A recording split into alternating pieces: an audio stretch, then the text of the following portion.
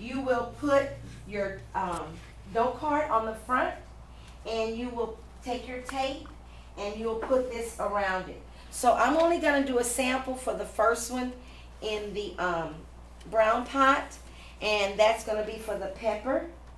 Very good type of plant. And that way, and I want to use your tape that's already in a dispenser. Sweetheart, open your notebooks under materials, and please write down,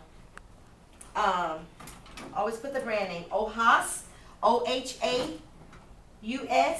pan balance, OHAUS, pan balance. Now, why is Miss Renfro being so detailed right now? Because when you get ready to do your science fair boards, your materials will have everything on it right then.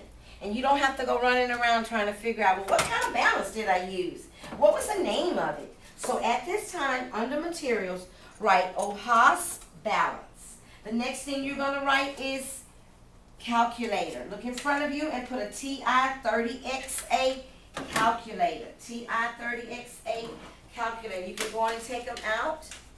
TI-30XA calculator. Put that down.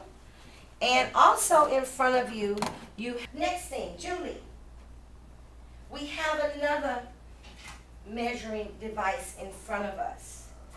And it is a ruler. And what type of measurements can we make with a ruler? Everyone at this time, please write ruler. What type of measurements can we make with rulers?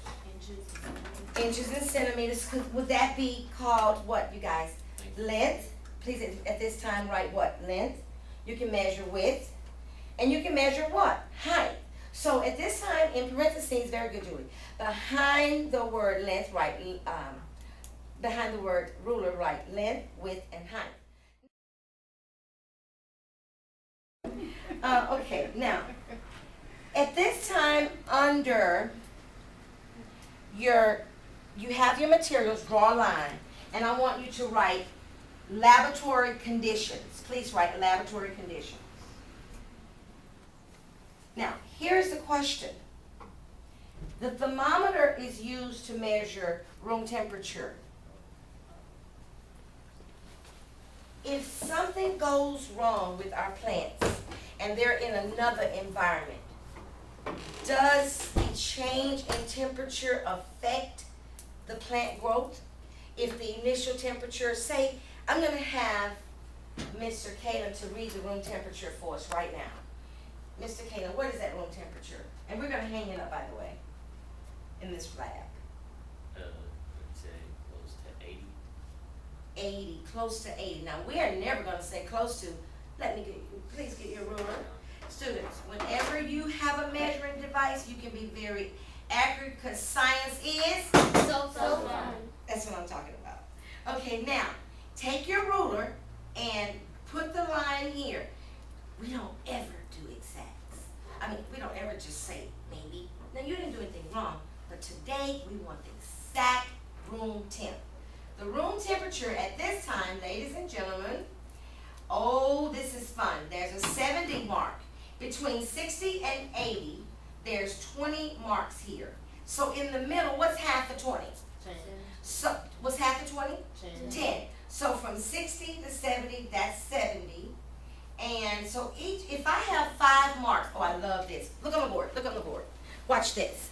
If I have a 70 here, and I have an 80 here, and this is a dark marking, this is a dark one, and I have 4 lines in the middle, what would be the amount, the dimensions of each line? Right here, Dominique. 2. Very good, 2. Very good, but for you.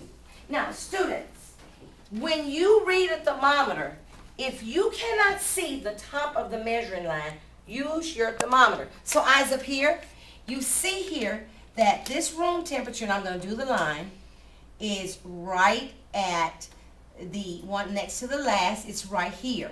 And I'm going to do a simulation of it right here. So it's right there. So what is the actual temperature in this room? 72, 74, 70 what? 70, well, no, they're each, it's on the line. So 2, 4, 6, 8, and then 80. 72, 74, 76, 78, 80. So this is 78 degrees. On this side, it's Fahrenheit. And in centigrade, this would be 25. This would be 24 degrees C. Please write at this time the conditions of the room.